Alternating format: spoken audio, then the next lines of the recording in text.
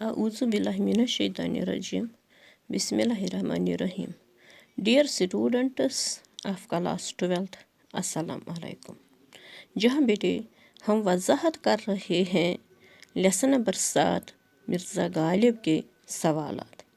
तो आज के लेसन में हम लेसन का सवाल नंबर 4 शुरू कर लेते हैं।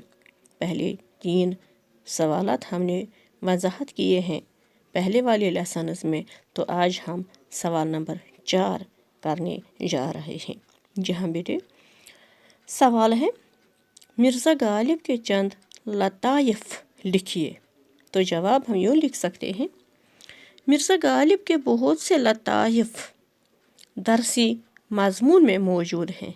इनमें से चंद एक का जिक्र दर्ज झेल यूँ है। नंबर 1, एक महफिल में मिर्ज़ा गालिब मिर्तकी मीर की तारीफ़ कर रहे थे। शेख इब्राहिम ज़ोक भी वहाँ मौजूद थे, तो उन्होंने सौदा को मीर पर तरजीह दी। इस पर मिर्ज़ा ने कहा, मैं तो तुमको मेरी समझता था, मगर अब मालूम हुआ कि आप सौदाई हैं। जहाँ बेटे इसी तरह दूसरा लतीफ़ा है, एक बार गर्मी के मौसम में रमज़ान का महीना था। मिर्ज़ा गालिब दोपहर के वक़्त अपने मकान की एक तंग कोठरी में किसी दोस्त के साथ शतरंज खेल रहे थे। इतने में मौलाना आज़रदह भी उनसे मिलने के लिए आए। मिर्ज़ा साहब को जब शतरंज खेलते देखा तो मौलाना कहने लगे, हमने हदीस में पढ़ा था कि रमज़ान के महीने में शैतान मुकीद रहता है, मगर आज इस हदीस की सेहत में तरद्दुद पैदा हो गया है। इस पर मिर्ज़ा साहब ने कहा, यानी मिर्ज़ा गालिब ने कहा, दोस्त हदीस तो बिल्कुल सही है, लेकिन क्या आपको मालूम नहीं है कि शैतान जिस कोठरी में मुकीद रहता है, शैतान जिस कोठरी में मुकीद रहता है वो यही कोठरी है। तो तीसरा लतीफ़ा है, मिर्ज़ा के ख़ास शागिर्द और दोस्त अक्सर शाम के वक़्त उनके पास जाकर बैठते थे। एक रोज़ मीर मेहदी मजरू भी बैठे मिर्ज़ा के पैर दाबने लगे, तो मिर्ज़ा साहब ने कहा, भई आप तो सैयदज़ादा हैं, मुझे क्यों गुनहगार कर रहे हो? मजरू साहब ने जवाब दिया, अगर ऐसा ख्याल है तो पैर दाबने की उजरत दे दीजिएगा। मिर्ज़ा साहब ने कहा, ठीक है, इसमें मज़ाक का नहीं। पैर दाबने के बाद जब मजरू साहब ने उजरत तलब की तो मिर्ज़ा साहब ने कहा, भैया कैसी उजरत?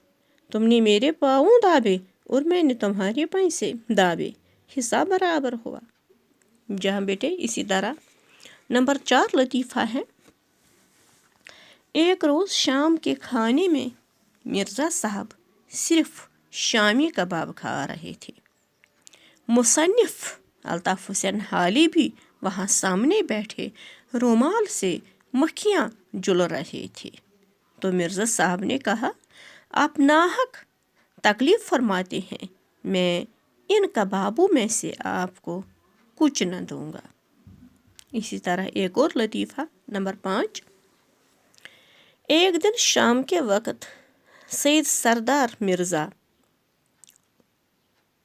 मिर्ज़ा के यहाँ थोड़ी देर ठहर जाने के बाद जब जाने लगे तो मिर्ज़ा खुद हाथ में शमाहदान लेकर खिसकते हुए लवे फर्श तक आए ताकि रोशनी में जूता देखकर पहन ले।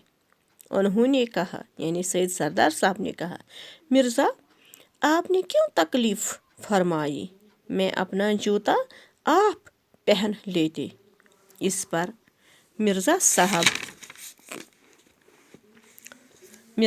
ने कहा, मैं आपका जूता दिखाने शमाहदान नहीं लाया, बल्कि इसलिए लाया हूँ कि कहीं आप میرا جوتا نہ پہن جائیں۔